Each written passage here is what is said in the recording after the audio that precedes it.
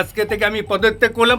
আমি শুধু না, দল বল সবাই বলো, সবাই পদত্যাগ করো। রাজগঞ্জ সিটটা কি হারাতে চলেছে তৃণমূল কংগ্রেস? হ্যাঁ, কি মনে নিশ্চয়ই হয়? হারবে। কেন হারবে? হারবে।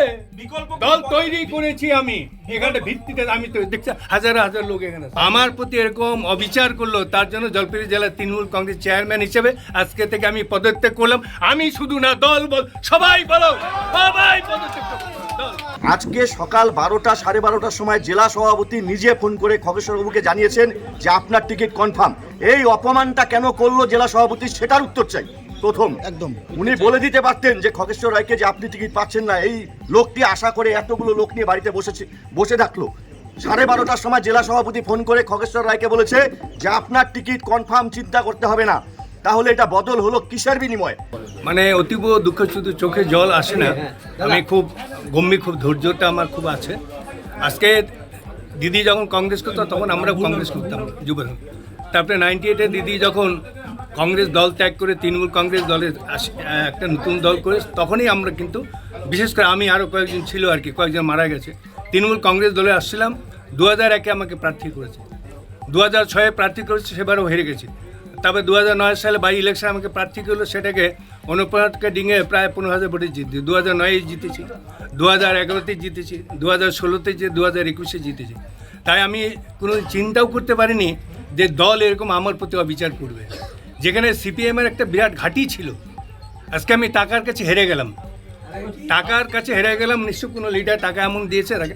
তাই যেহেতু আমাকে হয়তো নিশ্চয়ই পছন্দ করে অন্য হয়তো আমার থেকে অনেক ভালো লিডার পাবে, হ্যাঁ, তাই আজকে জলপাইগুড়ি জেলা তৃণমূল কংগ্রেস চেয়ারম্যান পরপর 4বার আমাকে, সর্বভারতীয় নেত্রী 4বার আমাকে বানিয়েছে।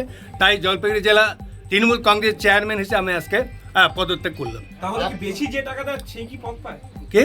যে বেশি টাকা দেয় সেই, তাই তো হচ্ছে।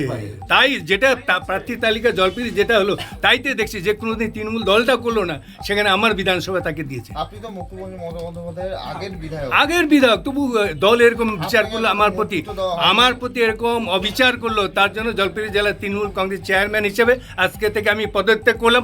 আমি শুধু না, দল বল সবাই বলো, সবাই পদত্যাগ করো। দল। প্রার্থী ঘোষণার সময় লাইভ চলাকালীন মুখ্যমন্ত্রী আপনার যখন বিধানসভা ঘোষণা হয় হ্যাঁ, তখন আটকে গিয়েছিল। হ্যাঁ, মুখ্যমন্ত্রীকে অন্ধকারে রেখে এরকম বিরাট করা দুঃখ হলো? লাগে এটা। মুখ্যমন্ত্রীকে মানে অন্ধকারে দিদি বারবার কি নামটা নেই আমি দেখতে পাচ্ছি, 2 মিনিট 3 মিনিট ইয়ে করলো, তারপরে নামটা ঘোষণা বলতে চাইনি, কিন্তু এটা দেখলাম প্রায় 3-4 মিনিট পরে তার নামটা বলে। এটা কি মুখ্যমন্ত্রী- দিদি কিন্তু আমাকে চায়। রাজগঞ্জ সিটটা কি হারাতে চলেছে তৃণমূল কংগ্রেস? হ্যাঁ, কি মনে নিশ্চয়ই হয়? হারবে। কেন হারবে? হারবে। বিকল্প দল তৈরি করেছি আমি, এখানে ভিত্তিতে আমি তো দেখছি হাজার হাজার লোক এখানে আছে। বিকল্প কোনো হ্যাঁ, রাজনীতি নিশ্চয়ই। চলে যাবে? রাজ্যে সেটা তৃণমূল ক্ষমতা দলকে আসলে আপনি বিধায়ক হয়েছেন এখানে। আপনাদের মাধ্যমে দলকে জানিয়ে দিলাম। চোখে জল আছে, দল নিশ্চয়ই বিচার করবে কি করে। আমি তো জলপাইগুড়ি জেলা তৃণমূল কংগ্রেস চেয়ারম্যান পদত্যাগ করলাম, আপনাদের মাধ্যমে নিশ্চয়ই খবর যাবে। তারপরে দল যদি আপনি কি চিঠি পাঠিয়ে দিবেন না, ইতিমধ্যে? না, হ্যাঁ, নিশ্চয়ই আজকেই পাঠিয়ে দিবে দলকে। এই প্রশ্ন আজকে ভাবতে হবে যে আমাদের দলটাই জলপাইগুড়ি জেলায় কোথায় পৌঁছে গেছে। যে জলপাইগুড়ি জেলার সভাপতি, জলপাইগুড়ি জেলার চেয়ারম্যানকে টিকিট ডিক্লেয়ার হওয়ার 2 ঘন্টা 2.5 ঘন্টা আগে বলছেন যে খগেশ্বর দা আপনার টিকিট ফাইনাল, চিন্তা করতে হবে না। তারপরে সবাইকে ডেকে নিয়ে এসে যখন সবাই বসেছে মিডিয়া নিয়ে, তখন দেখা যাচ্ছে নাম নেই। কারণ দিদি যে হোঁচটটা খেয়েছিল, আমার মনে হয় দিদি নামটা পড়ার সময় নিজেও হয়তো একটু থেমে গিয়েছিলেন, আপনারা হয়তো লক্ষ্য করেছেন। আমি জানি না যে আজকে জেলা সভাপতিকে অন্ধকারে রেখে এটা করা হয়েছে কিনা, কিন্তু আমাদের যে অভিব্যক্তি, আমরা যে সংগঠনটা করছি 2009 সাল থেকে, তৃণমূল কংগ্রেসটা যারা করছে এখান থেকে, যারা আজকে বিভিন্ন জায়গায় আছে, আমরা খগেশ্বর রায় মহাশয়ের হাত ধরে রাজনীতিতে প্রবেশ করেছি। তার এই অপমানের, দেখুন এই যে অপমান, এই অপমানের বিরুদ্ধে আজকে আমাদের প্রতিবাদ। এইভাবে অপমান করা একজন সিনিয়র নেতাকে, আমি একজন তৃণমূল কংগ্রেসের সাধারণ কর্মী, দল দায়িত্ব দিয়েছিলাম, দায়িত্ব পালন করছিলাম, কিন্তু আমি এতজন কর্মী তাদের ভরসা রাখতে পারিনি।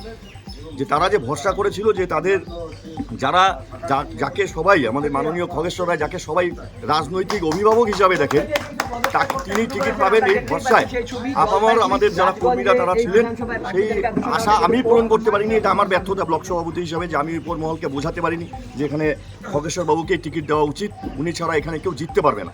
তো এই ব্যর্থতা আমার নিজের কাঁধে নিয়ে আমি যেমন চেয়ারম্যান সাহেব উনি খগেশ্বরবাবু উনি ঘোষণা করলেন যিনি জলপাইগুড়ি যে চেয়ারম্যান পদে ওনাকে রেখেছিল দল, সেখান থেকে ইস্তফা দিলেন। ঠিক একইভাবে এই যে এত মানুষের যে হৃদয় ভেঙে গেছে, সেই হৃদয় ভাঙার দায় আমার উপর নিজের ঘাড়ে নিয়ে আমি আমার যে ব্লক সভাপতির দায়িত্ব আমাকে দল দিয়েছিল, সেখান থেকে আমি ইতিমধ্যে আমার জেলা সভাপতিকে জানিয়ে দিয়েছি যে আমি সেখান থেকে নিজের দায়িত্ব আমি স্বেচ্ছায় ছেড়ে দিলাম এবং আমি সেই দায়িত্ব থেকে পদত্যাগ করলাম। কারণ এত মানুষের আশা যখন আমি রাখতে পারিনি, সেই মানুষকে আমি কিছু বললে তারা আর আমার কথা শুনবে কীভাবে।